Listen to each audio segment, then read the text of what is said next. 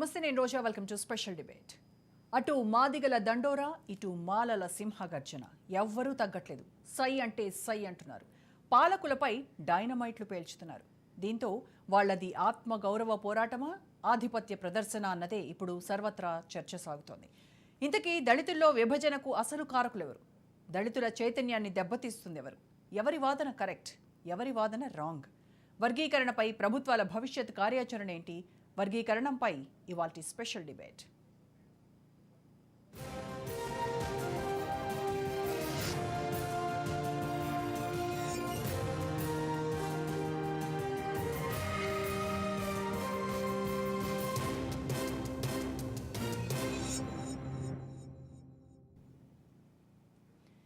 సామాజిక న్యాయం, సమానత్వం అంబేద్కర్ బోధించిన సిద్ధాంతం ఇది. బాబాసాహెబ్ వారసులమని గొప్పలు చెప్పుకునే నేతలిప్పుడు రెండుగా చీలిపోయారు. అన్నదమ్ముల్లా ఉండాల్సిన లీడర్లు ఇప్పుడు బస్తీమే సవాల్ అంటున్నారు. ఒకరిపై ఒకరు నిప్పులు రాజేసుకుంటున్నారు. తెలుగు రాష్ట్రాల్లో వర్గీకరణ అంశం రణభేరిని తలపిస్తోంది.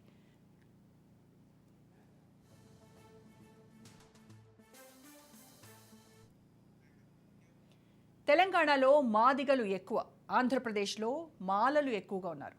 నిజానికి జనాభాలో మాదిగలు అధికంగా ఉన్నప్పటికీ విద్య, ఉద్యోగ, రాజకీయాల్లో వెనకబడ్డారు. మందకృష్ణ మాదిగతో పాటు మాదిగ మేధావుల నేతృత్వంలో 1994న ఎంఆర్పీఎస్ ఏర్పడింది. దీంతో ఆనాటి సీఎం చంద్రబాబు 1996లో వర్గీకరణ అంశంపై జస్టిస్ పి రామచంద్ర కమిషన్ నియమించారు. ఆ కమిషన్ వెనుకబాటుతనం ఆధారంగా ఎస్సీలను ABCDలుగా వర్గీకరించాలని సిఫార్సు చేసింది. దీంతో 2000 నుంచి ఎస్సీ రిజర్వేషన్ల వర్గీకరణను అమలు చేశారు. ఇందులో బి వర్గంలో ఉన్న మాదిగలకు 7%, సి వర్గంలో ఉన్న మాలలకు 6% మరియు ఇతర ఉపకులాలకు మిగతా శాతాన్ని వర్తింపజేశారు. దీంతో కొంతవరకు మాదిగలకు విద్య, ఉద్యోగాల్లో లబ్ధి జరిగింది. కానీ ఆ తర్వాత మాలలు సుప్రీంకోర్టును ఆశ్రయించారు.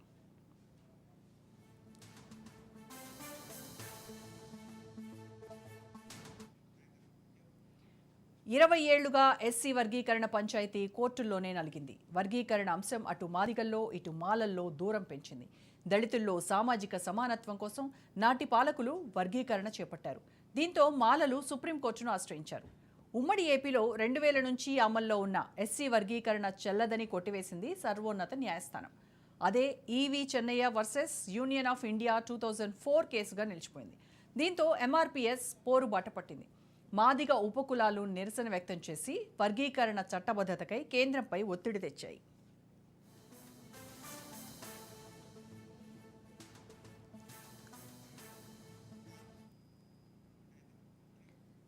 మాదిగ దండోరా పోరాటంతో 2007లో ఉషా మెహ్రా కమిషన్ను నియమించింది కేంద్ర ప్రభుత్వం. ఉషా మెహ్రా కమిషన్ కూడా ఎస్సీ వర్గీకరణ అవసరమని తేల్చి చెప్పింది. కానీ పాలకులు ఓట్ల రాజకీయం కోసం ఇన్నాళ్లు దాటవేశారు. తాజాగా state of Punjab versus Devinder Singh కేసులో సుప్రీంకోర్టు సంచలన తీర్పు వెల్లడించింది. గతంలో ఇచ్చిన తీర్పును పునఃసమీక్షించి 2024 ఆగస్టు 1న ఎస్సీ వర్గీకరణను రాష్ట్రాలు చేసుకోవచ్చని స్పష్టం చేసింది.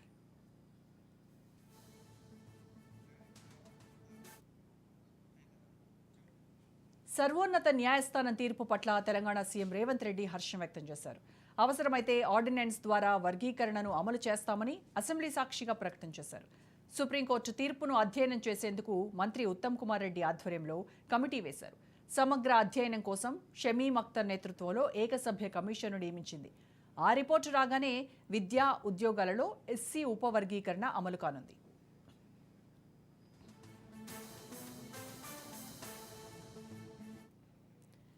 సుప్రీంకోర్టు తీర్పు తర్వాత మాలల్లో అలజడి మొదలైంది. సింహగర్జన పేరుతో భారీ బహిరంగ సభను ఏర్పాటు చేశారు.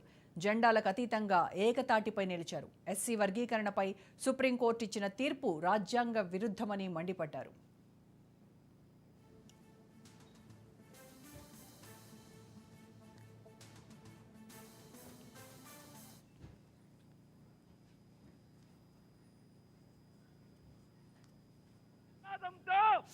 మేము ఆత్మగౌరవం దెబ్బతీస్తే ఎవరిని వదలము. అంబేద్కర్ వారసులమని వచ్చిన మీ అందరికి కూడా పేరు పేరున ప్రత్యేక జైభీం. మేం మనువాదులమా? మాకు చరిత్ర లేదా? మా మాల సామాజిక వర్గం ఎస్సీలో ఉన్న 59 కులాలని అన్ని రంగాల్లో అభివృద్ధి చేసి అన్నదమ్ములుగా కాపాడుకున్న కమ్యూనిటీ అయ్యా మా కమ్యూనిటీ. విప్లవోద్యమం మాదే, సంస్కరణ ఉద్యమం మాదే, అంబేద్కర్ ఉద్యమం మాదే, తెలంగాణ ఉద్యమంలో కూడా మనమే ఉన్నాం. ఏ సామాజిక వర్గాన్ని తులనాల లేదు మాల సామాజిక వర్గం. ఇంతవరకు మాట్లాడిన వాళ్ళు చూడండి, మాల సామాజిక వర్గాన్ని మనువాదులని మాట్లాడుతూ ఉన్నారు. కొంతమంది విప్లవవాదులు కూడా మనవాదులుగా మారి మాట్లాడుతున్న విధానాన్ని గుర్తు చేస్తా ఉన్నా. మందకృష్ణ గారు మాల సామాజిక వర్గాన్ని 30 సంవత్సరాలుగా రాజకీయ పార్టీల దగ్గర తన ఆత్మగౌరవాన్ని తాకట్టు పెట్టాడా లేదా? తాకట్టు పెట్టి కారంచేడులో చనిపోయింది మాదిగ సామాజిక వర్గం, కానీ పోరాడింది మాల సామాజిక వర్గం. మరి నీకు చంద్రబాబు నాయుడుకి టీడీపీకి పొత్తేంటని మనం అడగాల్సినటువంటి అవసరం ఉందని గుర్తు చేస్తా ఉన్నా. అంతేకాకుండా ఇదే వేదికగా నరేంద్ర మోడీ సుప్రీంకోర్టు తీర్పు కాదు, అది నరేంద్ర మోడీ తీర్పు. నరేంద్ర మోడీ తీర్పుని వ్యతిరేకిస్తామా? నరేంద్ర మోడీ తీర్పుని వ్యతిరేకిస్తామా? ఎస్. ఇక్కడ మాట్లాడి సుప్రీంకోర్టు చంద్రచూడు దగ్గరికి వెళ్ళాడు. చంద్రచూడు గణపతి ఉత్సవాలకి ఆయన ఇంటికి ఎలా వెళ్తావు? సుప్రీంకోర్టు అంటే ఈ దేశానికి సుప్రీం కదా, మరి ఎందుకు నువ్వు వెళ్ళావు అంటే అది సుప్రీంకోర్టు తీర్పు కాదు, చంద్రచూడు నరేంద్ర మోడీ ఆడుకొని ఇచ్చిన తీర్పు అనే విషయాన్ని మీకు గుర్తు చేస్తా ఉన్నా. మాల సమాజ్ మరోవైపు మాలలపై ఎంఆర్పీఎస్ వ్యవస్థాపక అధ్యక్షులు మందకృష్ణ మండిపడ్డారు. వర్గీకరణను ఎవ్వరూ అడ్డుకోలేరని ఆయన స్పష్టం చేశారు. సామాజిక న్యాయ పోరాటానికి అడ్డుపడే వారిని మనువాదులుగా అభివర్ణించారు మందకృష్ణ.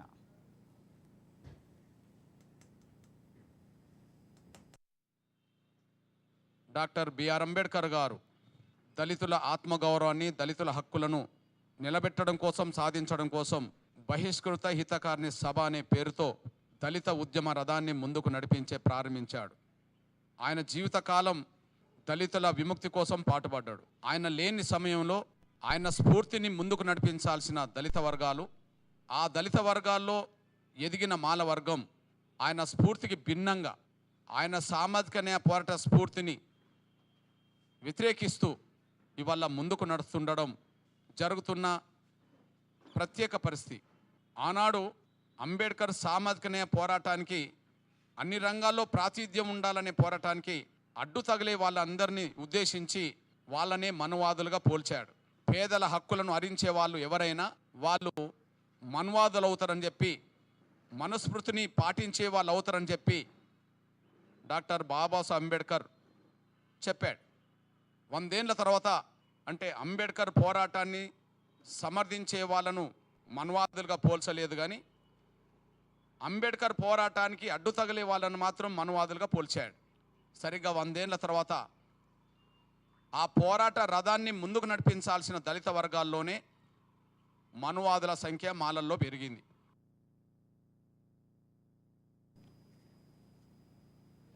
రైట్. ఎస్సీ వర్గీకరణ అంశం అన్నదమ్ముల్లా ఉండాల్సిన మాల మాదిగల మధ్య అగ్గిరాజేసింది. మరి దీనిపైన ప్రభుత్వాలు ఏ విధంగా స్పందిస్తాయి?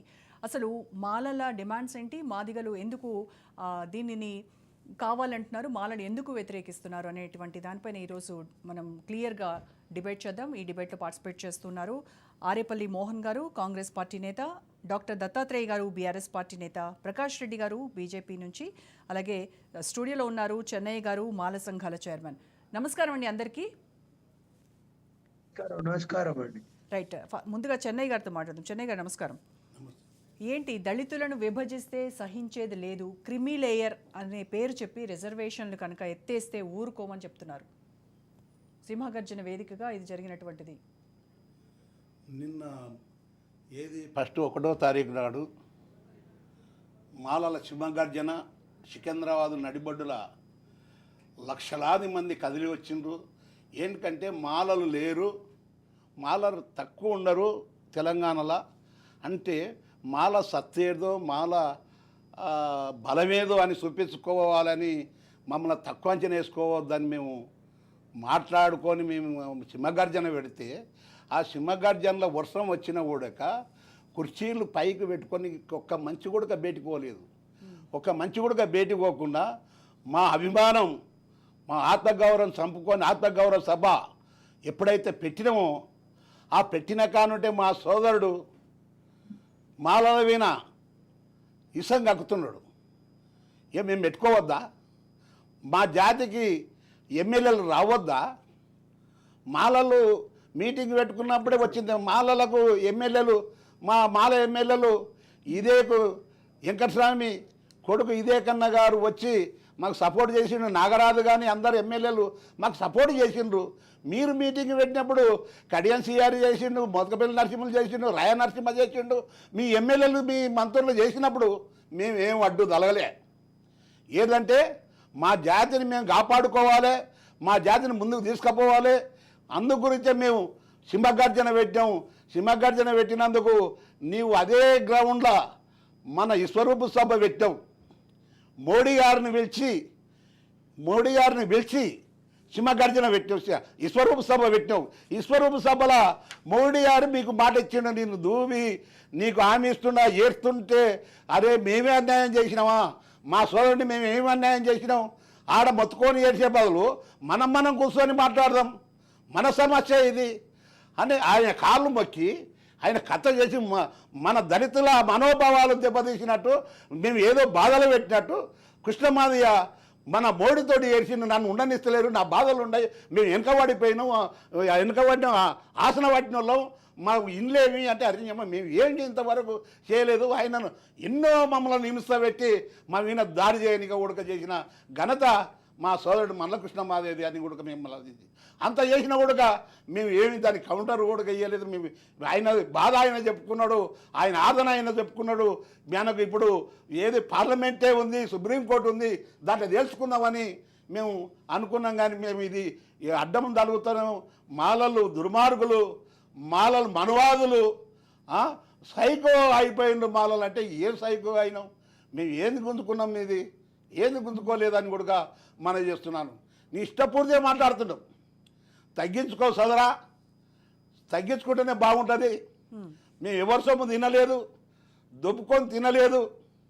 మేము చదువుకున్నాం, చదువుకొని కూలి చేసుకొని ఏది 2 జాబులు ఎక్కువ ఉంటే ఉండొచ్చు. కానీ మాలలు తినేసిరి అంటే మాలలు ఎక్కడ తినేసిరు? ఆనాడు నారా చంద్రబాబు నాయుడు ఎస్సీ వర్గీకరణ చేసిండు. ఎస్సీ వర్గీకరణ చేసినప్పుడు సెలవు సెక్రటరీ పుట్టాడని స్వర్గీయ పివి రావు గారు నేను పిలుపునిస్తే లక్షలాది మంది వచ్చి లాఠీచార్జ్ జరిగింది. ఆడ ట్యాంక్ బండి కాడ లాఠీచార్జ్ చేపించి చంద్రబాబు నాయుడు లాఠీచార్జ్ చేసినాక అప్పుడు వర్గీకరణ చేసిండు చంద్రబాబు నాయుడు. వర్గీకరణ చేస్తే నేను పివి రావు గారు సుప్రీంకోర్టులో పిటిషన్ వేసినాం. సుప్రీంకోర్టులో పిటిషన్ వేస్తే ఆ సుప్రీంకోర్టు పిటిషన్ 4 సంవత్సరాలు అయింది. 4 సంవత్సరాలలో 20,705 పోస్టులు, గవర్నమెంట్ పోస్టులు మీరు తిన్నారు, మీరు దొబ్బుకొని తిన్నారు, మీరు దోసుక తిన్నారు. మేమేమన్నా తిన్నావా చెప్పు? నీతోటి ఏమైనా సాక్ష్యాలు ఉండవే? ఏమైనా రుజువులు ఉండవే? రుజువులు లేదు, సాక్ష్యాలు లేవు. మాలలను దోషులు చేస్తున్నావు, మాలలను మనవాదులు చేస్తున్నావు, మాలలను సైకో మారినవని అంటున్నావు. ఇదెక్కడిది? మేమేనా తిన్నది? సుప్రీంకోర్టు ఏం చెప్పిందంటే మీకు ఆ జాబులు వచ్చేటట్టు కూడా చేస్తాము, రిపిటిషన్ వేయని అంటే మేము రిపిటిషన్ వేయలేదు. ఎందుకంటే మా వాళ్ళే కదా, మేము ఆత్మగౌరవం చంపుకోలేము. మా వాళ్ళు ఎప్పుడైనా మా వాళ్ళు కలిసి వస్తారు, తెలుసుకుంటారు. ఇది మాదిగలను మోసం చేయొద్దని కూడా మేము గమ్ముగా ఉన్నాము. మా కోర్టు వ్యవహారం కోర్టు చూసుకుంటుందని కూడా మేము తెలుపుతున్నాం. అయితే ఇదివరకు కూడా సుప్రీంకోర్టు మరి వర్గీకరణకు ఓకే చెప్పింది, వర్గీకరణ చేసుకోవచ్చు అని చెప్తేనే కదా ఏబిసిడి అనేటువంటి వర్గీకరణ జరిగింది.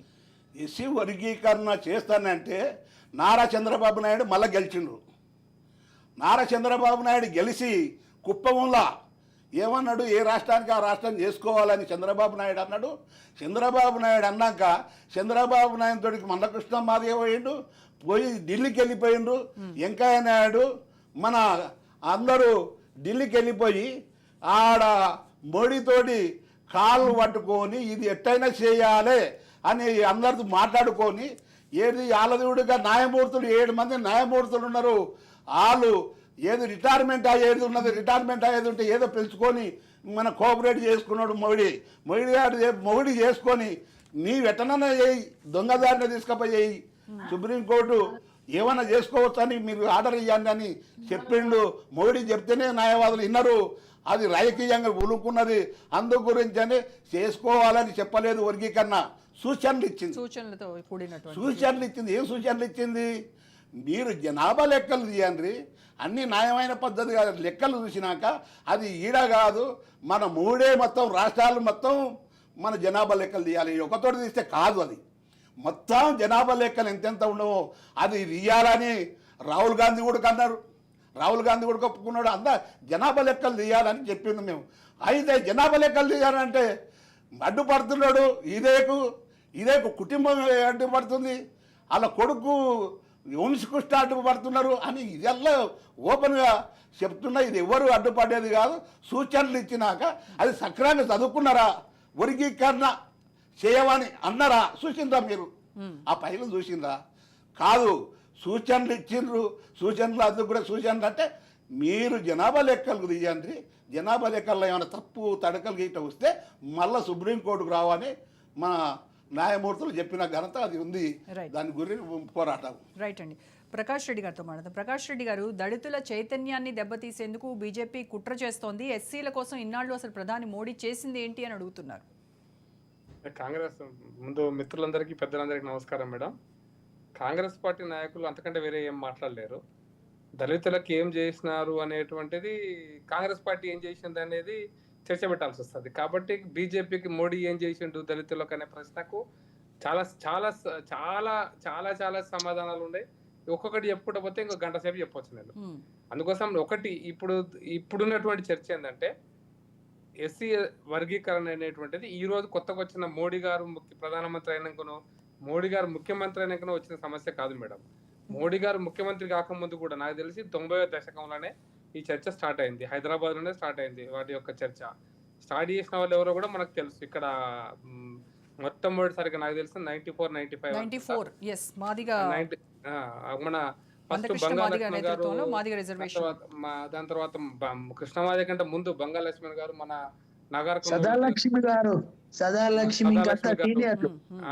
మన డాక్టర్ గారు ఉన్నారు, నాగర్ కర్నూలు ఎంపీ ఉంటారు డాక్టర్ గారు, టిఆర్ఎస్ లో జగన్నాథం గారు. వారు ఇక్కడ క్లినిక్ ఉండేది సైదాబాద్ లో. కరపత్రాలు అంటే ఎట్లా అన్యాయం జరిగింది అనేది కరపత్రాలు చాలా మంది కాడ మీటింగ్ లో పెట్టేది అప్పుడు. అంటే ఆయన ఇంకా ఈ యాక్టివ్ ఫీల్డ్ 94 రాకముందు కూడా ఈ చర్చ ఉంది.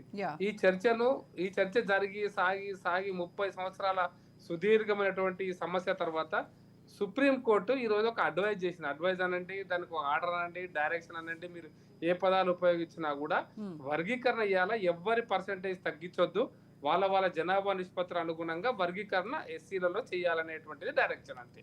దాని ప్రకారం అందరికీ న్యాయం చేయాలి, అందరూ మన భాగస్వామ్యాన్ని పంచుకోవాలి, అందరం కలిసి ఉండాలి. ఎస్సీలందరూ విడిపోతే లాభపడేది వేరే వాళ్ళు మేడం. ఎస్సీలందరూ విడిపోతేనే మాలా మాదిగా ఇంకా వేరే నేత ఇంకా ఏ కులైనా బేగరైనా డక్కరైనా ఇంకెవరి కులాలు అందుట్లో వేరే వేరే భిన్నమైనటువంటి కులాలు ఉన్నా ఎవ్వరు కూడా విడిపోద్దు. 54 కులాలు నిండి వచ్చాయి ఆ వర్గీకరణలో. ఒక్కొక్క రాష్ట్రంలో ఒక్క రకమైనటువంటి కులాలు దాంట్లో ఎస్సీలలో కలిసి ఉన్నాయి. కాబట్టి అందరూ కలిసి ఉండాలి, అందరూ ఈ సమస్య కోసం ఆలోచించాలి. ఒకరికొకరు కలిసి ఉండి అన్నదమ్ముల్లాగా విడిపోయినా కలిసి మనందరం ముందుకు పోవాలనేటువంటి దాని మీదనే ఈ రోజు అంతా చర్చ జరుగుతుంది. కాబట్టి మోడీ గారు ఎప్పుడు కూడా వాళ్ళని విడగొట్టాలని, విడిపోయి రాజకీయాలు చేయాలని మోడీ గారు ఎప్పుడు ఎక్కడ చెప్పలేదు. బీజేపీ విధానం కూడా అదే. మనం విడిపోయినా కలిసి ఉండాలి, అందరు కలిసి ఎస్సీల యొక్క అభివృద్ధి జరగాలంటే మాలా మాదిగా ఈ రాజ్యాంగం ఇచ్చినటువంటి జనాభా ప్రాతిపదికన రిజర్వేషన్లు ఎస్సీలకు ఇచ్చారు మేడం. తేడా అక్కడ అర్థం చేసుకోండి. ఎస్సీ రిజర్వేషన్లు జనాభా ప్రాతిపదికన ఇచ్చారు, ఎస్టీ రిజర్వేషన్ జనాభా ప్రాతిపదికన ఇచ్చారు. Proportionate reservations, BC reservations adequate అని చెప్పారు. కాబట్టి ఎస్సీ రిజర్వేషన్స్ ను ఏ శక్తి కూడా దాన్ని తీసేయలేదు, తగ్గించలేదు కూడా. బీసీ రిజర్వేషన్ కాన్సెప్ట్ ను కూడా అంబేద్కర్ గారు చెప్పిన రాజ్యాంగంలో లేదు. తర్వాత సరే మనం మండల కమిషన్ వేసుకున్నాం, వెనుకబడిన వర్గాలకు మనం పైకి రావాలనే ఉద్దేశం. దాంట్లో కూడా ఎవరు నెగిటివ్ గా లేరు. ఆ విషయంలో కూడా ఎవరు వ్యతిరేకంగా ఈరోజు ఆలోచిస్తారని నేను అనుకోవట్లేదు. కాబట్టి ఎస్సీ వర్గీకరణ అనేటువంటిది అది రాజకీయం చేయకుండా మనంగా ఆలోచించి మనం విడిపోయినా కలిసి ఉండాలి, అందరం కలిసి పోరాటం చేయాలి. ఇదే ఆలోచనతో బీజేపీ ముందుకు పోతుంది. ఎస్సీలను విభజించే రాజకీయాలు చేయాలని మాత్రం మేము అనుకోవట్లేదు మేడం. చాలా క్లియర్గా చెప్పదలుచుకున్నాం మేడం విషయంలో. రెండో ఆలోచన లేదు. ఇది కూడా సుప్రీంకోర్టుకు కూడా కేంద్ర ప్రభుత్వం అఫిడవిట్ ఇచ్చేటప్పుడు చాలా స్పష్టంగా చెప్పింది, రాష్ట్రాల యొక్క జనాభా నిష్పత్తిని అనుగుణంగా ఆయా రాష్ట్రాలు ఏబిసిడి వర్గీకరణ ఎస్సీలలో చేసుకోవచ్చు అంత మాత్రమే చెప్పింది తప్పిస్తే కేంద్రం చేస్తుందని చెయ్యాలని ఇవేవి కూడా మోడీ గారి కేంద్ర ప్రభుత్వం చెప్పలేదు. అది ఆరోపణ చేస్తున్నారు. ఆరోపణలను సరే ప్రజలు గ్రహిస్తారు. ప్రజలకు అర్థమైనప్పుడు ఆరోపణలు చేసిన వాళ్ళే పల్సన్ అవుతారు. Okay right. మోహన్ గారు, మీ పార్టీ స్టాండ్ ఏంటి? కాంగ్రెస్ ప్రభుత్వము ఎస్సీ వర్గీకరణను ఎలా చూస్తోంది? ఏంటి భవిష్యత్ కార్యాచరణ? కాంగ్రెస్ పార్టీ కన్నా ముఖ్యంగా మా మిత్రులను చెన్నై నేను కోరేది ఏంటంటే, ఎంఆర్పిఎస్ యొక్క ముఖ్య ఉద్దేశం ఏంటిదంటే, ఈ మాలా మాదిగలు లేరిన్లా మాంగ్ ఉన్నారు, దక్కలి ఉన్నారు, మాస్ట్ ఉన్నాడు, గోసంగ్ ఉన్నాడు, నేతకాన్ ఉన్నాడు. వాళ్ళు ఎవరైనా మనకన్నా ఎక్కువ లాభపడ్డారో ఒకసారి మంచి మనసుతో ఆలోచించమని చెన్నై గారిని కోరుతా ఉన్నా. ఫస్ట్ ఎంఆర్పిఎస్ ముఖ్య ఉద్దేశం ఏంటంటే, మన యొక్క ఎస్సీ జాబితాలో ఉన్న అన్ని కులాలకు వారి జనాభా ప్రాతిపాదికన రావాలనేది ఎంఆర్పిఎస్ యొక్క ముఖ్య ఉద్దేశం. ఎంఆర్పిఎస్ ముఖ్య ఉద్దేశం ఏంటిది? దాదాపు 60 కులాలు. మా సీనియర్ బీజేపీ నాయకులు చెప్పినట్టు ఈ దేశంలో 60 కులాలు ఉన్నాయి. ఉదాహరణకు మన రామ్నాథ్ కోవింద్ గారు ప్రెసిడెంట్ ఆఫ్ ఇండియా చేసిండు. ఆయన ఎస్సీ లిస్టులనే వస్తాడు. అక్కడ కులం వేరైనా అది భారతదేశంలో లెక్కేసినప్పుడు ఆయన ఎస్సీ కిందనే వస్తాడు.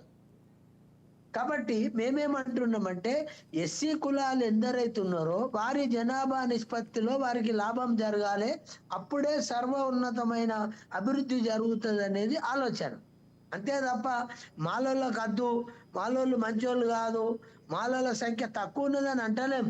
ఎవ్వల సంఖ్య ఎంత ఉన్నదో ఆ సంఖ్య ఆధారంగానే నడవాలని అంటున్నాం. మేము ఇయ్యాల చెప్తున్నాం. చెన్నై గారు ఒక మాట మీరు మంచి మనసుతో ఆలోచన చేయరు, మీరు మాట చెప్పారు. మాలలు తక్కువ అని ఎప్పుడు మేము అనటం లేదు. మీరు ఎందరు ఉన్నారో మీ యొక్క వాటా అంతా తీసుకోవాలి. మేమెందరు ఉన్నారు మాదిగోళ్ళు అంతా, డక్కోళ్ళు ఎందరు ఉన్నారు డక్కోళ్ళు. అది అట్లనే సింధోళ్ళు ఎంత ఉంటే సింధోళ్ళు, ఇట్లా నేతకాని ఎంత ఉంటే నేతకాని. కాబట్టి వీటన్నింటిని ఏంది జనాభా ప్రాతిపాదికన ఆయా కులాలకు రావాల్సిన నిష్పత్తి ప్రకారము వారికి కేటాయించితే మంచిది, వాళ్ళు మనతోని సమాన అభివృద్ధి చెందుతారు అనేది ఎంఆర్పిఎస్ ముఖ్యోద్దేశం. వ్యక్తిగతంగా నా ఉద్దేశం కూడా అంతే. ఎందుకంటే మాలలు ఎదిగినరు, మాదిగలు ఎదిగినరు అనేది కాదు. అసలు ఎదిగని కులాల గురించి ఆలోచించవలసిన బాధ్యత ఎదిగిన మన మీద లేదా? మరి వాళ్ళు ఎదగాలన్నప్పుడు మనం కూడా మన లిస్టులో, మన షెడ్యూల్ అనే ఒక క్యాస్ట్ అనే లిస్టులో ఉన్న వాళ్ళందరినీ మనం కూడా ఏకం చేయాలి. వారి వాటా వారికి ఇచ్చి వారిని మనతోని నడిపించి మనతోని సమానంగా అభివృద్ధి చేసుకునే బాధ్యత మనకు లేదా? కాబట్టి నేనేమంటున్నా అంటే, ఇప్పుడు ఈ తీర్పును మీరు శిరసా వహించి అమలు చేస్తారా అమలు చేయరా ఆయా ప్రభుత్వాలు ఆలోచించుకుంటాయి. మేము అమలు చేయకపోతే ఏం జరుగుతుంది అనేది ప్రభుత్వాలకు తెలుసు. అమలు చేస్తే లాభం ఏంటిది అంటే, అట్టడుగున ఉన్న ఎస్సీలు ఎవరైతే ఎలాంటి లబ్ధి పొందని మాస్టర్లు ఉన్నారు, చాలా కులాలు ఉన్నాయి. ఆ ఉప కులాలు ఎవరైతే ఉన్నారో ఒకడో ఇద్దరు ఉద్యోగం చేసుకొని చదువుకునే అవకాశం చాలా మంది. సార్ ఇవాళ నేను చెప్తా ఉన్నా, మాస్టర్లు కానీ, సింధోళ్ళు కానీ, సింధిమాది కానీ, డక్కలు కానీ అసలు వీళ్ళకి బడి అంటే ఏందో కూడా తెలియదు. మరి అటువంటి వానికి అవకాశం ఇస్తే బడికి వచ్చి చదువుకుంటాడు కదా. మన అంబేద్కర్ ఏం చెప్పిండు? బోధించు, సమీకరించు, పోరాడు. మరి మనకు మనమే బోధించుకుంటలేం, మనది మనమే తోడుచుకుంటున్నాం. తప్పు కదా ఇది. మనం కొంత ఎదిగినప్పుడు మన కులంలో ఉన్న, మన లిస్టులో ఉన్న ఇతర ఉప కులాలను కూడా మనం క్రోడీకరించి వాళ్ళ అభివృద్ధికి పాటుపడవలసిన బాధ్యత చెన్నై మీద లేదా, అరపల్లి మోహన్ మీద లేదా? కాబట్టి ఈ వర్గీకరణ అనేది విత్ ఇన్ ద ఎస్సీస్ లోపల అలా జనాభా నిష్పత్తిలో ఇయ్యమనే మాట సుప్రీంకోర్టు చెప్పింది. ఇక బీజేపీ ప్రభుత్వం చేసింది అంటే కాదు. బీజేపీ ప్రభుత్వం ఆయా రాష్ట్రాలు చేసుకుంటే మాకు అభ్యంతరం లేదు, చేసుకోవచ్చు, కానీ జనాభా ప్రాతిపదికనే చేయమని అఫిడవిట్ ఇచ్చింది. దానికి అనుగుణంగా చాలా మంది ఇంప్లీడ్ అయినాడు, పివి రావు అయినాడు, రకరకాలుగా ఉన్నారు. కానీ సుప్రీంకోర్టు చివరికి ఒక తీర్పు ఇచ్చింది. ఏమంటుంది? ఎస్సీలలో ఏబిసిడి వర్గీకరణ చేసుకోవచ్చు, ఏ జనాభా ఎక్కువ ఉన్నదో ఆ జనాభా ప్రకారం మీరు ఇవ్వండి అంటుంది. దాన్ని అర్థం చేసుకోమని కోరుతా ఉన్నా. సుప్రీంకోర్టు జడ్జిమెంట్ చదివిండ్రా చూసిండ్రా అంటే అన్న ఒక్కటి చెప్తూ, సుప్రీంకోర్టు జడ్జిమెంట్ చెన్నై చూడకుంటున్నాడా ఎన్ని రోజులు? నిద్రలు ఉంటాడా మా చెన్నన్న? పండుకొని ఉంటాడా? అందరు చదివిర్రు. మీరు 1 తారీఖు నాడు మొన్న మీటింగ్ పెడితే మా మనసులో ఏమి కలుషితం లేదు, మీ మీద మాకేమి అభ్యంతరం లేదు. ఎవరైనా ఏ కులమైనా వాళ్ళకి అన్యాయం జరిగినప్పుడు మీటింగ్ పెట్టుకునేది బాబాసాహెబ్ అంబేద్కర్ ఇచ్చిన హక్కే కదా, కాన్స్టిట్యూషనల్ రైట్ అయినా. కాబట్టి అలా మీరు మీటింగ్ పెట్టుకొని ఎంతమంది ఉన్నారో చూపించుకోరి. నేను చెన్నన్న ఒకటి కోరుతా ఉన్నా, మీరు ఎక్కువ జనాభా ఉంటే మీకే ఎక్కువ రాని, అర్థంటలేం. మాలలో ఎక్కువ ఉన్నారు అన్నప్పుడు లెక్క తీసి మాలలకే ఎక్కువ శాతం రాని, 8 కాదు 9% మీకే రాని, మాకేం అభ్యంతరం. కాబట్టి మన లెక్కలకు సహకరించండి, మన లెక్కలకి ఉన్నాయని చెప్పండి, అంతే తప్ప మనకన్నా పాపం వాడు కింద ఏమంటారు, వెనకట చిన్నప్పుడు ఏం చెప్తారు, మూతికి ముంత ముటి వెనక చాట కట్టుకుని తిరిగిన మనం అని చెప్పుకునేటోళ్ళము. మరి మనల్ని ఇంకా అట్లాంటి వాళ్ళు ఉన్నారు కదా, వాళ్ళని కూడా పైకి తీసుకురావాల్సిన బాధ్యత మాలమాదిగల పెద్ద మనుషుల మీద లేదా? ఎందుకు వర్గీకరణకు వ్యతిరేకం చేయండి. ఎంత జనాభా ఎంత ఉంటుందో ఆ జనాభా ప్రాతిపాదికన ఇవ్వండి. మాలమాదిగలు నిజంగా, నేను చెప్తున్నా వ్యక్తిగతంగా, మాలమాదిగలు నిజంగా లీడర్లు అయితే ప్రైవేట్ లో రిజర్వేషన్ కావాలని ఎందుకు మీ నినాదం తీసుకొని ఉద్యమాలు చెప్తలేరు? ఈ చిన్న విషయానికి ఏబిసిడి వర్గీకరణ ఈ 15% తనలాడతారు, ఈ గిరిగీసుకొని ఇలానే కొట్లాడతారు. ఎందుకు? అది అవసరమా? ఆటోమేటిక్ బాబాసాహెబ్ అంబేద్కర్ ఆనాడే చెప్పిండు, జిస్కా ఒత్కా భారీ అంటే ఎవరికి ఎంత జనాభా ఉంటే ఆ వర్గం ఆ జనాభా ప్రాతిపాదికన రిజర్వేషన్ అనుభవించాలి. ఇప్పుడు మహిళా రిజర్వేషన్ తెచ్చారు, ఇప్పుడు లోకల్ బాడీస్ లో 33 ఉండే 50% చేసారు కదా. ఇప్పుడు లోకల్ బాడీస్ లో మహిళలే కాక ఇప్పుడు అసెంబ్లీలో చేస్తామని మోడీ గారు చెప్తున్నారు, సంతోషం. ఎందుకంటే నేను అనేది ఒక్కటే అమ్మా, ఈడ మాలలకు మేము వ్యతిరేకం కాదు, మాదిగలు అన్నదమ్ములే, ఒక్కటే లిస్టులో ఉన్న కులాలు. ఈ కులాల లోపల అనగారి అసలు రిజర్వేషన్ అంటే తెలువని చిన్న క్యాస్టులు ఇంతో ఇదే లిస్ట్ లో ఉన్నాయి. దయచేసి జనాభా ప్రకారం ఎవరు ఎక్కువ ఉంటే వాళ్ళకి రిజర్వేషన్ వర్తిస్తుంది, అంతే కదా మీరు చెప్పేది? ఒక్కటే మాట, కాంగ్రెస్ పార్టీ ఏం చెప్తుంది, మన రేవంత్ రెడ్డి గారు తప్పక నేను అమలు చేస్తా అన్నాడు. ఎస్, అందరికి న్యాయం జరుగుతుంది. మాస్టర్లకు జరుగుతుంది, సింధోళ్ళకి జరుగుతుంది, మాలలకు జరుగుతుంది, మాదిగోళ్ళకి జరుగుతుంది, నేతకానోళ్ళకి జరుగుతుంది, గోష్కోళ్ళకి జరుగుతుంది. ఇంకా ఏ కులాలు అయితే ఈ రాష్ట్రంలో ఎస్సీలలో ఉన్నారో వాళ్ళందరికీ మంచి న్యాయం జరుగుతుంది. దాన్ని దృష్టిలో పెట్టుకొని మనం మాట్లాడాలి తప్ప మనకు వ్యక్తిగతంగా మందకృష్ణ ఇట్లా అన్నాడు కాబట్టి నేను అట్లా అంటాను. మందకృష్ణ పక్కకు పెట్టు, చెన్నై పక్కకు పెట్టు. సమాజ కోణంలో ఆలోచించి ప్రతి మనిషిని మనిషిగా గౌరవించి ప్రతి మనిషిని మంచిగా బతికే విధంగా తోటి మనిషిగా మనం సహకారం చేయాలి అనేది ఒక నినాదం తీసుకోవాలని నేను అంటా ఉన్నా. ఓకే, చెన్నై గారు, మీరు మోహన్ గారితో ఏకీభవిస్తారా? దీని గురించి మాట్లాడదాము. దత్తాత్రేయ గారి ఒపీనియన్ కూడా తెలుసుకుందాం. దత్తాత్రేయ గారు, ఒక నిమిషం. మోహన్ గారు మళ్ళీ మాట్లాడుతున్నారు కానీ ఒక నిమిషం అండి. మోహన్ గారు ఒక్క నిమిషం. దత్తాన్న మాట్లాడు తమ్ముడు.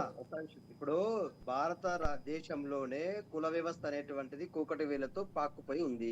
కుల వ్యవస్థ ఆధారంగా జరుగుతున్నటువంటి విదిన్ ద సింగిల్ కమ్యూనిటీలో ఉన్నటువంటి అస్పృశ్యతను గాని, అవమానాలను గాని, అసమానత్వాన్ని గాని రూపుమాపాలంటే ఖచ్చితంగా భారతదేశంలో ఒక అంటే డీప్ రూటెడ్ ఇనియేషన్ అనేటువంటి జరగాల. అది జరగట్లేదు కాబట్టి ఇవాళ ఈ దేశంలో ఏ పార్టీ అయినా కూడా రాజకీయ అవకాశాల వాదం కోసమే వాడుకుంటా ఉన్నాయి తప్ప పూర్తి స్థాయిలో న్యాయం చేసే పరిస్థితులు లేవు.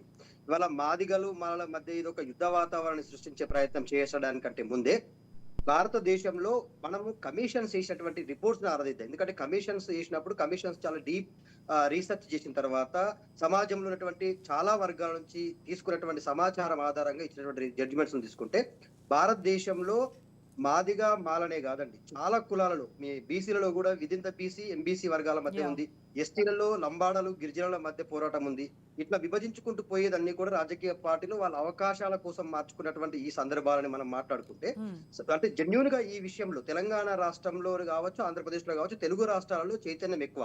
మాదిగా మాల సామాజిక వర్గాల రెండింటి మధ్య ఇది ఆధిపత్య పోరుగా చూడకూడదు, సామాజిక అవసరాల కూర్పు కోసం ఆర్థిక అవసరాల కూర్పు కోసం, రాజకీయ సమానత్వం సాధించడం కోసం జరగాల్సిన పోరాటంగా భావించాల్సిన అవసరం ఉంది. అయితే దీంట్లో మచ్చుకు నేను చెప్పేది ఏంటంటే, గతంలో ఉషా మేరా కమిటీ కావచ్చు, రామ్మూర్తి గారి కమిటీ కావచ్చు, ఎస్టీ వర్గీకరణపై చేసిన ప్రతి కమిటీ, సుప్రీంకోర్టు జడ్జిమెంట్స్ లో ఒక్క జడ్జిమెంట్ ఏదైతే E V Chennaiah versus Union of India case ఒక్కటి మాత్రమే గతంలో చంద్రబాబు నాయుడు రామ్మూర్తి కమిషన్ ఆధారంగా రిజర్వేషన్లు ఏదైతే ఏబిసిడి వర్గీకరణ చేసి ఏలో 12 కులాలు, డిలో దాదాపుగా 18 కులాలు, సి వర్గీకరణలు ఏదైతే సిలో మాలలు వస్తారు, మాలతో పాటు 25 కులాలను చేసి డిలో ఒక 4 కులాలను చేర్చాడు. ఇవన్నింటి కలిపితే 59 కులాలకు రిజర్వేషన్లు ఇంప్లిమెంట్ చేసినప్పుడు దేశం వ్యాప్తంగా తెలంగాణ వైపు ఉమ్మడి ఆంధ్రప్రదేశ్ వైపు చూసినప్పుడు మాదిగల ఉద్యోగ అవకాశాలు కానీ, ఉపాధి అవకాశాలు కానీ, జీవన ప్రమాణాలు కానీ ఆ టెన్యూర్ లో, షార్ట్ పీరియడ్ ఆఫ్ టెన్యూర్ లో చాలా మార్పు వచ్చింది. వాళ్ళు ఇన్ని రోజులు ఏం కోల్పోయారో కమిటీగా, అంటే ఒకటిగా ఉన్నప్పుడు మాకు రావాల్సినటువంటి హక్కుల విషయంలో మాదిగలకు మాలలకు ఒకే రకమైనటువంటి జీవన స్థితిగతులు ఉండవు, ఒకే రకమైనటువంటి ఆర్థిక స్థితిగతులు ఉండవు, ఒకే రకమైనటువంటి వ్యవసాయ వెసులుబాటు ఉండదు. సమాజంలో గుర్తింపు విషయంలో కూడా, ఎడ్యుకేషన్ విషయంలో కానీ, ఉద్యోగాల విషయంలో కానీ మాలలకు మాదిగల మధ్య చాలా అంతరం ఉంది. కాబట్టి ఆ అంతరాన్ని పూడ్చడం కోసం వేసినటువంటి ప్రతి కమిషన్, ఇప్పటి వరకు వేసిన ప్రతి కమిషన్ ఒకే రకమైనటువంటి విధానాన్ని వెలుగుచ్చింది. ఏమన్నది, మాదిగలకు మాలలకు మధ్య ఇది పోరు కోసమో, లేకపోతే యుద్ధ వాతావరణం సృష్టించడం కోసమో, లేకపోతే వాళ్ళ మధ్య విభజన తీసుకురావడం కోసమో చేస్తున్నటువంటిది కాదు. ఏదైతే భారత రాజ్యాంగం సమానత్వం కోసం అందరినీ ఒకే తాటిపైకి తీసుకురావాలా, ఒకే రకమైనటువంటి అభివృద్ధిని అన్ని వర్గాలకు అందించాలనేటువంటి ఉద్దేశంతో వేసిన ప్రతి కమిషన్ ఇదే చెప్తూ వచ్చింది. సో సుదీర్ఘమైనటువంటి ఈ కమిషన్ జడ్జిమెంట్, ఉషా మేర కమిషన్ కావచ్చు, రామ్మూర్తి కమిషన్ కావచ్చు, ఇవాళ ఈ రాష్ట్ర ప్రభుత్వం ఏదైతే రేవంత్ రెడ్డి గారి ప్రభుత్వం ఉటావుటి చేసినటువంటి ఏకసభ్య కమిషన్ ఉందో, 1 మెన్ కమిషన్ కూడా ఉందో, ఇవన్నీ కూడా ఖచ్చితంగా వర్గీకరణకు అనుకూలంగా నిర్ణయాలు ఇస్తా ఉన్నాయి.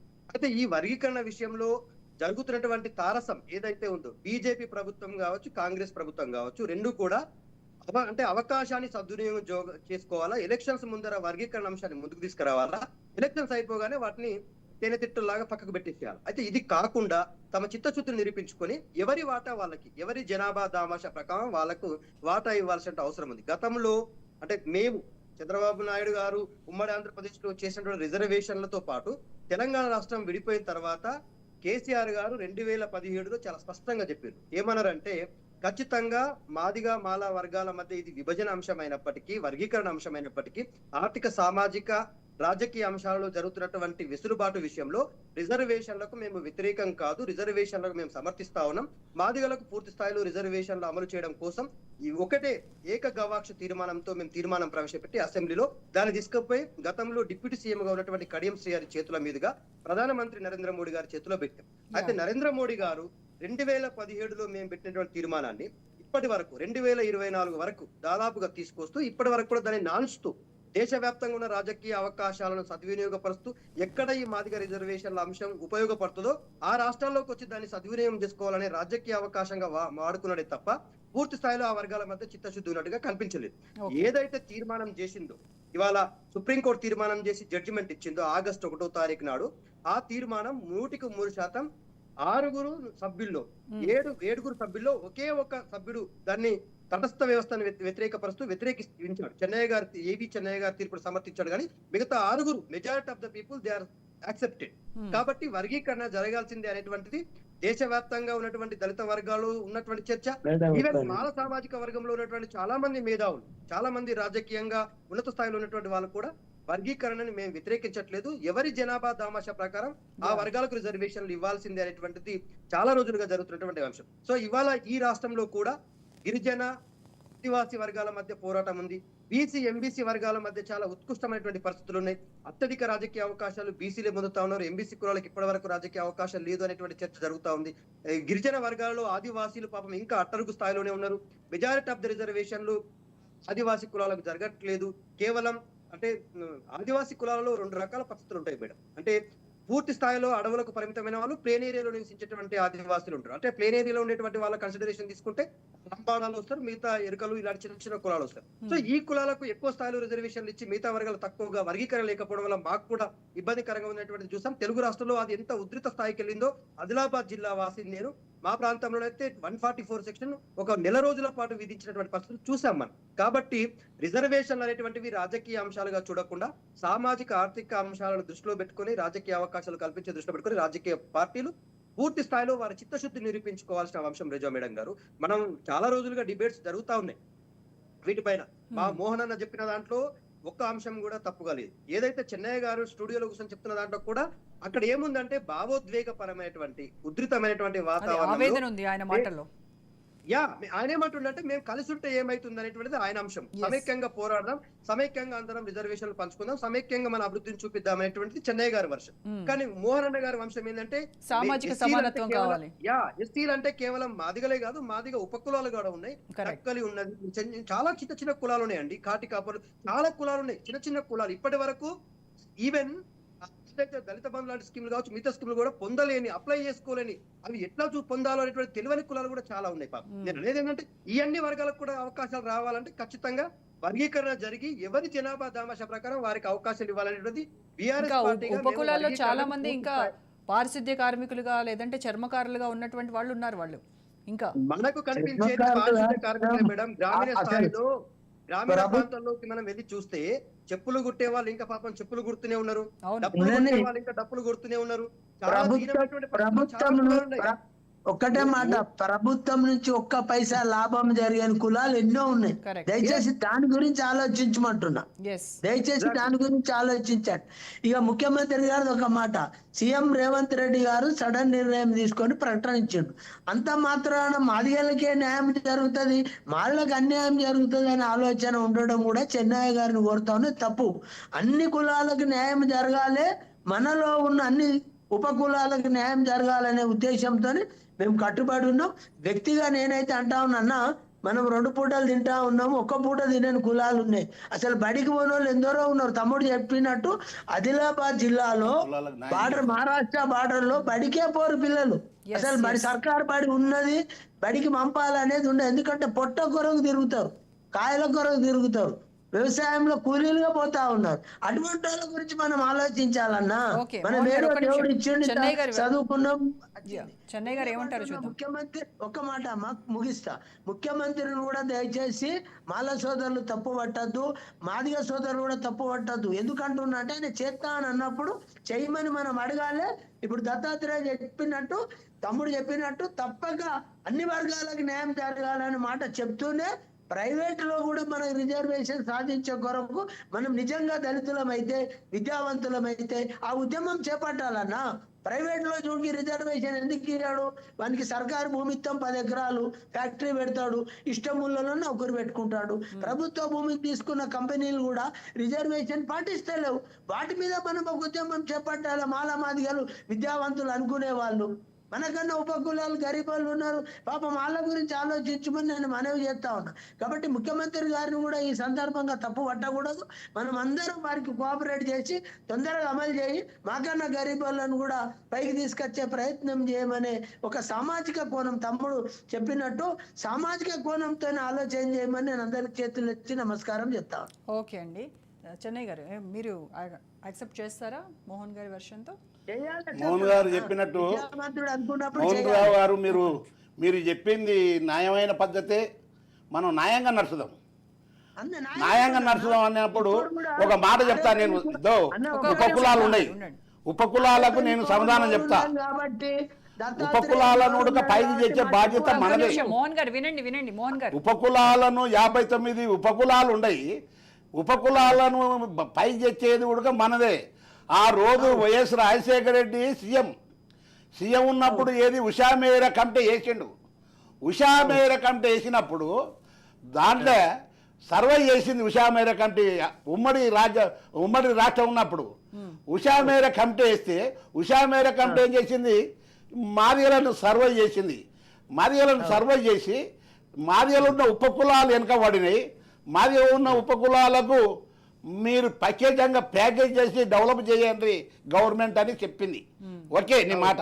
అదేవిధంగా మాలలను సర్వే చేసింది.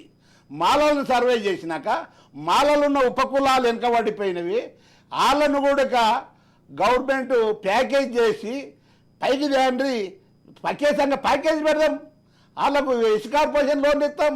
దానికి ఏమంటలే, మేము పక్షస్థంగా చేస్తాము, మేమే తినాలి అనేది కాదు. ఆ ఉషామేర కమిటీ అట్టే చెప్పింది. రామచంద్రరావు కమిటీ అదే లెక్కలో పోయింది.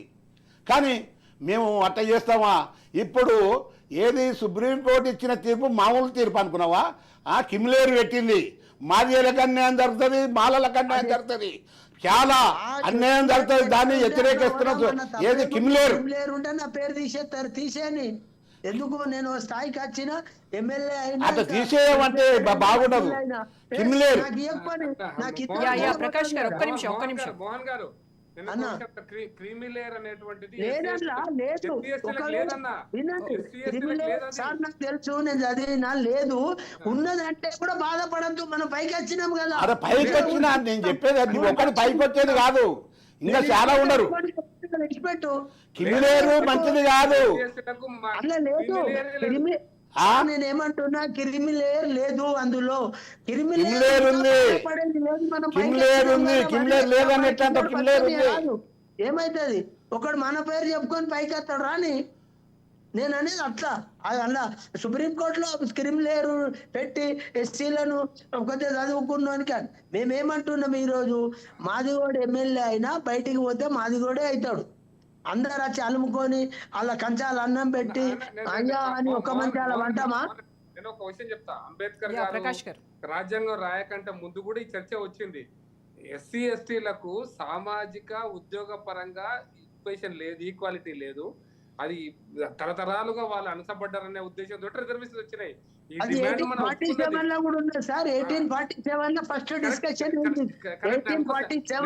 నేను రెండో పాయింట్ చెప్తున్నా. ఇప్పుడు ముస్లిం రిజర్వేషన్స్ ఉండాలా, ఎస్సీ ఎస్టీ రిజర్వేషన్స్ ఉండాలని అన్నప్పుడు ముస్లింలు మాకు దేశమే కావాలన్నారు. కానీ అంబేద్కర్ గారు దేశంతో ఉన్నాడు.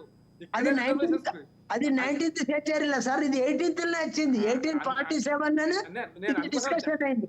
అంబేద్కర్ ఒక దేశభక్తుడిగా ఈ దేశంలో ఏ ఒక్క కులానికి చెందిన వ్యక్తి కాదు. అంబేద్కర్ అన్ని దేవుడు సార్, మాకు దేవుడు దేవుడు సార్. అరే దేశానికి దేవుడే బాబు, నేను కాదంటాను కదా. కానీ అప్పుడప్పుడు మీరు యాక్సెప్ట్ చేయరు కొందరు, కానీ నేను అంటాను మాకైతే దేవుడు. మోహన్ గారు నేను అంటుందంటే ఈ దేశం అందరూ యాక్సెప్ట్ చేయాల్సిన వ్యక్తి. 140 కోట్లు జనాభా యాక్సెప్ట్ చేయాలి. Why only SC STs? ఒక్కరికి వాళ్ళకి రాజ్యాంగం ఇచ్చి దేశంలో ప్రజాస్వామ్యం ఓటేసి అందరూ ఎమ్మెల్యేలు ఎంపీలు ఇప్పుడు మోడీ గారు ఓటు హక్కు తెచ్చి అన్ని చేసిండు. అందుకోసం మోడీ గారు ఒక మాట, ఇప్పుడు నేను ప్రధానమంత్రి కావడానికి అంబేద్కర్ కారణం అని చెప్పిండు. గంటకంటే ఎక్కువ ఏం చెప్పాలి ప్రధానమంత్రి సైడ్ నుంచి? నేను ప్రధానమంత్రి అయినంటే అంబేద్కర్ కారణం. ఇందిరాగాంధీ కూడా సార్, ఇందిరాగాంధీ కూడా ఒక మాట చెప్పింది, నేను విధవరాలను అయితే హిందువుల గుడిలకు ముఖ్య కార్యక్రమానికి ముందు ఉండనిత్తలేరు, కానీ అంబేద్కర్ రాజ్యాంగం ద్వారా నేను ప్రధానమంత్రి అయినా అని తమిళనాడులో చెప్పింది. నీవు అంటున్నావు చిన్న ఇట్లా అంటున్నాడు ఆదేశంగా అని అంటున్నావు. నేను చెప్పేది మేము ఓట్లు వేసి కాంగ్రెస్ పార్టీని గెలిపించిన ఘనత మాలలది. నువ్వు మాలలు అయితే మీ కృష్ణ మాదిగ సోదరుడు ఏమన్నాడంటే బీజేపీకి వేయకపోతే నేను చచ్చినట్టే ఒట్టన్నాడు. నీవు వచ్చి కాంగ్రెస్ పార్టీ విన డాగులేస్తావు చేయమని అది చట్టం చేసుకపోతుంది. అదేవిధంగా మోడీ విన డాగులే మోడీ చేస్తాడు. అరే డాగులేసుడు అంత మనకు అన్న, డాగులు మోడీ మీద వేయద్దు, రేవంత్ రెడ్డి మీద వేయద్దు. మనం డాగులు వేసేది లేదు. మనం వాళ్ళతో పని చేయించుకోవాలి, మన నాయకత్వం బలపడాలి, మన జాతి బాగుపడేటట్టు చేయాలి. కానీ ఇప్పుడు మోడీని తిడతాం ఏమొస్తుంది? జడ్జిమెంట్ వచ్చింది, అమలు చేపించుకోవాలి. ఒకడు అంటాడు ఇది కావాలనే బీజేపీ వాళ్ళు అట్లా జడ్జిమెంట్ ఇప్పించారు అని ఒకడు అంటాడు. అవన్నీ మనం పట్టించుకోం. జడ్జిమెంట్ వన్స్ ఫర్ ఆల్ వచ్చింది, దానికి అనుగుణంగా నడుచుకోవాలి. అంతే తప్ప మనిషి కొద్ది మాట్లాడతారు. నేనేమంటున్నా, దయచేసి తప్పు పట్టుకోకూరి. ఈ జాతిలో పుట్టిన మాదిగ బిడ్డలు కానీ మాల బిడ్డలు కానీ చదువుకున్నామని అనుకునే వాళ్ళు దేశ సంపదను సృష్టించే ఈ వర్గాలు ఏవైతే ఉన్నాయో, ఎస్సీ లిస్టెడ్ వర్గాలు ఏవైతే ఉన్నాయో, మన దగ్గర 39 ఉన్నాయి, 59 ఉన్నాయి, రకరకాలు ఉన్నాయి. ఓ కులం ఇప్పుడు కర్ణాటక పోతే లంబడోళ్ళు ఎస్సీలలో వస్తారు. ఇట్లా రకరకాలు ఉన్నాయి, చెప్తూ పోతే ఒడవది. కాబట్టి నేనేమంటున్నా, దయచేసి ఈ యొక్క చట్టం ప్రకారం అందరికీ అమలైతే అందరికీ లాభం. అది కూడా నాకు చారాన మందం వస్తుంది అనుకో, రాని నీకు రూపాయి వస్తుంది, రాని నువ్వు 100% బాగుపడు, నాకు అభ్యంతరం లేదు. కానీ దాన్ని అమలు చేసే కొరకు మనం రేవంత్ రెడ్డి గారికి సహకరించాలి. ముఖ్యమంత్రికి అంటే ఇప్పుడు మేజర్ వర్గాలు మాలోళ్ళే మాదిగోళ్ళని మనం అనుకుంటున్నాం. ఈ 2 వర్గాలకి సహకరించాలి. మనకన్నా కిందోనికి మనలాంటి ఫలాలు పొందే విధంగా మనం ప్రయత్నం చేయాలని చేతులెత్తి జోడిస్తా ఉన్నా అంతే. అన్న నేను ఒక దయచేసి చెప్తున్నా, ఏంది బాబాసాహెబ్ అంబేద్కర్ గారు 59 కులాలను పెట్టి రాజ్యాంగం రాసిండు. రాజ్యాంగం రాసి బాగా డెవలప్ కాదని చెప్పిండు, కానీ మీరు ఈడిపోండ్రి, మీరు చెడిపోండ్రి అని ఆయన అనలేదు. ఇప్పుడు విడిపోతలేమన్నా అందరు రెండు కళ్ళలాగా చూసిండా లేదా? ఒక్క మాట చెప్తేనే ఒక్కటే సెకండ్. ఇప్పుడు మా అయ్య పొంగ 4 ఎకరాల భూమి మాకు ఉండిపోయింది. మా అన్న నేను నలుగురం ఉన్నాం. మనిషికి ఎకరం తీసుకుందామా? నాకు చదువు వస్తుంది, వకీళ్ళు ఉన్న 4 ఎకరాలు నేనే తీసుకో అన్న. నేను చెప్తాను అన్న, ఒక తండ్రికి 2 కొడుకులు ఉన్నారు. తండ్రికి 2 కొడుకులు ఉన్నారు. అన్న అన్న నా మాట నేను చెప్పినావు, నా మాట తండ్రికి 2 కొడుకులు ఉంటే ఓ కొడుకుకు ఓ ఇచ్చిండు, ఓ కొడుకుకు ఓ ఇచ్చిండు, ఓ కొడుకు 2 ఎకరాలు ఇచ్చిండు, ఓ కొడుకు 2 ఎకరాలు ఇచ్చిండు, ఓ 4 తులాల బంగారు ఓ కొడుకు ఇచ్చిండు, ఓ కొడుకు 4 తులాల బంగారు ఇచ్చిండు. బాయికాడికి వచ్చిండ్రు, బాయికాడికి వచ్చి పంచునా ఆట అన్నారు. పంచ అంటే బాయిల నడి బాయిల నువ్వు దారం మెట్టనికి వస్తుందా? ఏ మెట్టనికి వస్తుంది? ఏమైనా ఆ బావి పూడికలు తీసి బందోబస్తు చేసి నీళ్లు మంచిగా తేట ఉన్నాయి, అందరు తాగాలరా నాయన, మీరు డెవలప్ కాదని చెప్పింది. బాయిని వచ్చు నువ్వు నడిబాయిలా తాడేసి వస్తావా? అదే ఇది వర్గీకరణ అనేది కూడా షార్ట్ కట్ చెప్పిన దానికి నేను చెప్పిన. అంబేద్కర్ ను తప్పు పట్టేటోడు ఈ ప్రపంచంలో ఎస్సీలు లేరు, బీసీలు లేరు, ఏ వర్గం లేదు. అంబేద్కర్ యొక్క రాజ్యాంగాన్ని పూర్తిగా చదివిన వ్యక్తులుగా మనం ఒక్కటే ఉండి ఇప్పుడు ప్రైవేట్ లో రిజర్వేషన్ కావాలని అది పోరాటం చేయాలి. మనము ఉద్యోగాలు వస్తాయి. 15 నాళ్ళంటే రింగ తిరిగి మనమే ఎందుకు ఒకరికొకరు కించపరచుకుంటూ, దయచేసి ఒకరు వ్యక్తిగతంగా కించపరచుకోకండి. సమాజం కొరకు మనమంతా రిజర్వేషన్ విధానంలో మనమెంత మనకంత. దత్తాత్రేయ గారు ఇక్కడ మోహనన్న గాని చెన్నన్న గాని ఇద్దరికి ఒక విషయం ఏంటంటే, గతంలో కేంద్రంలో అధికారంలో ఉన్నటువంటి కాంగ్రెస్ పార్టీ 2007 నుంచి వైఎస్ రాజశేఖర రెడ్డి సమయంలో ఉష్ణమేర కమిటీ చేసి తారసం చేసింది. ఇప్పటి వరకు కూడా ఆడంబ సూరత్వం తప్ప, అంటే అసెంబ్లీ సమావేశాల్లో మొదటి వ్యక్తి నేనే కావాలని రేవంత్ రెడ్డి గారు ప్రకటించి ఏదో కమిటీ 1 మెన్ కమిటీ వేసి దాన్ని నాంచి దూరం చేస్తారు. అయితే బీజేపీ ఇంకా గమ్మత్తండి, 2014లో తాము అధికారంలోకి వస్తే 100 రోజుల్లోనే ఎస్సీ వర్గీకరణ చేస్తామని చెప్పింది. అంటే అధికారంలోకి వచ్చింది 2014లో, 2024 అయింది. దాదాపుగా దశాబ్ద కాలంకు పైన, అంటే 15 సంవత్సరాల కాలంలో ఇప్పుడు ఏం చేసిందంటే, అధికారంలోకి వచ్చిన తర్వాత 2 నెలల్లో ఒక కమిటీ వేసింది. కేబినెట్ సెక్రటరీ అయినటువంటి రాజీవ్ గౌబా అనేటువంటి వ్యక్తితో కమిటీ వేసి ఆ కమిటీని తూతూ మంత్రంగా వేసి పక్కకు పెట్టేసింది. ఆ కమిటీ ఇప్పటి వరకు రిపోర్ట్ ఇవ్వలేదు. అసలు ఎస్సీ వర్గీకరణ చేయమా అని చెప్పలేదు. ఏదో సుప్రీంకోర్టు జడ్జిమెంట్ మోడీ గారి పుణ్యమా లేకపోతే ఇంకొక పుణ్యమా రాలేదు. ఈ దేశంలో ఉన్న పరిస్థితులు అన్నిటి దృష్టిలో పెట్టుకొని సుప్రీంకోర్టు ఒక స్వచ్ఛంద సంస్థ, దానికి స్వతహాగా ఇచ్చినటువంటి తీర్పే తప్ప ఇక్కడ మోడీ క్రెడిటో లేకపోతే ఇంకెవరి క్రెడిటో ఇక్కడ ఏమీ లేదు. ఇది మాదిగల జెన్యూన్ పోరాటం వల్ల, వాళ్ళ స్థితిగతుల వల్ల వచ్చినటువంటి రిజర్వేషన్ తప్ప ఇక్కడ మోడీ గారి క్రెడిట్ లేదు. అయితే ఇంకొక విషయం, లెట్ మీ ఫినిష్ మేడం, చాలా ఇంపార్టెంట్ విషయం.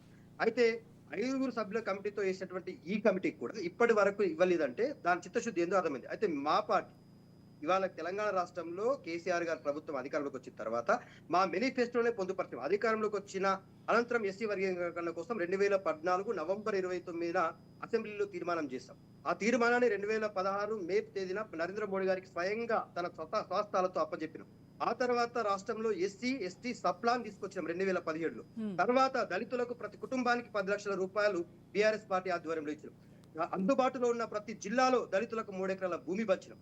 మాకు కదా మేడం చిత్తశుద్ధి. మా బడ్జెట్ లోనే దాదాపుగా 17,000 కోట్లు కేటాయించినాం తెలంగాణ రాష్ట్రంలో.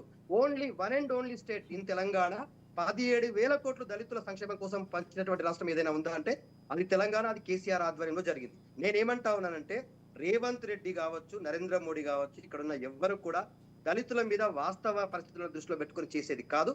రాజకీయ అవకాశాల కోసం మాత్రమే తాపత్రయపడతా ఉన్నారు. మా నాయకుడు కేసీఆర్ గారు మాత్రం ఒక్కడే గతంలో ఉద్యమ సమయంలో పల్లె నిద్ర చేసి దళిత వాడులో ఉన్న పరిస్థితులను చూసి కన్నీరు గార్చినటువంటి కేసీఆర్ ఇవాళ దళితుల బాగు కోసం తీసుకొచ్చిన సంక్షేమ పథకాలే మన కళ్ళ ముందు కల్పిస్తా ఉన్నాయి కదా. దళిత వర్గాల కోసం ఏర్పాటు చేసినటువంటి దళిత బంధు కావచ్చు, దళితులకు పంచిన 3 ఎకరాల భూమి కావచ్చు, దళిత వర్గాల కోసం తీసుకొచ్చిన సప్లాన్ కావచ్చు, ఇగో ఇవాళ దళితుల కోసం మేము ఏర్పాటు చేసిన గురుకులాలు కావచ్చు, ఏది తీసుకున్నా కూడా మేము దళితులను అక్కడ తమ్ముడు ఒక్క మాట, ఒక్క నిమిషం మోహన్ గారు, ఒక్క నిమిషం ప్రకాష్ గారు ప్రకాష్ అన్న మీరు బాగా సీనియర్, మీరు జర్నలిస్టుల కన్నా ఎక్కువ మీ డిబేట్లు నేను విన్నా చూసినా, మనం కలిసి మాట్లాడాలి. మీరు చెప్పేది నాకు అర్థమైంది అన్న. నేను మా వాళ్ళని కోరేది ఏంటంటే ఇది మనము నీవు గొప్ప నేను గొప్ప అని అనుకునే అవసరం లేదు. మనం అందరం కలిసి దీన్ని అమలు చేసుకునే ప్రయత్నం చేద్దాము అని అంటున్నా. ఇప్పుడు తమ్ముడు అంటాడు ప్రకాష్ గారు కేసీఆర్ మంచి న్యాయం చేసినట్టవా? నేను ఒక సమాధానం చెప్తా. కేసీఆర్ గారు నేను కేసీఆర్ గారు వచ్చి లేవనెత్తారు కాబట్టి చెప్తా. ఒక రిజర్వేషన్ పాస్ చేసి ఎస్టీ రిజర్వేషన్లు పెంచాలి. ఎందుకంటే తెలంగాణ జనాభా పెరిగింది, కేంద్రానికి పంపించిన. ముస్లిం రిజర్వేషన్ కేంద్రానికి పంపించిన. ఇది చేసి కేంద్రానికి పంపించిన. కేంద్రానికి పంపించడం అనేది పక్కన పెట్టి నేను ఇంకా దుర్మార్గం దుర్మార్గం అంటే పని. ప్లీజ్ కాంగ్రెస్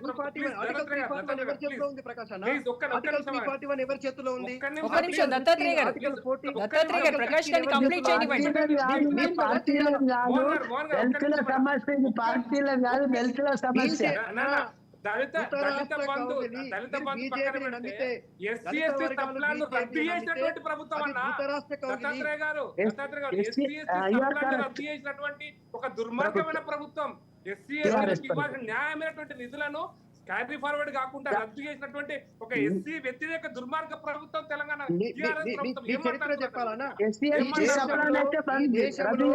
అత్యంత ఎక్కువ దళితుల పైన దాడులు జరిగినటువంటి రాష్ట్రాలు ఏవైనా ఉన్నాయంటే బీజేపీ ఫలిత రాష్ట్రాలు.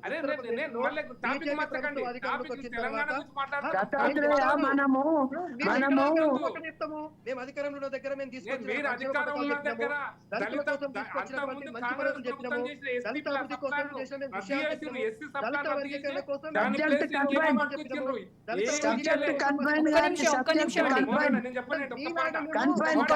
దత్తాత్రేయ గారు మీరు ఆగండి దయచేసి ఒక్క నిమిషం. యా ప్రకాష్ గారు కన్క్లూడ్ చేయండి. మేడం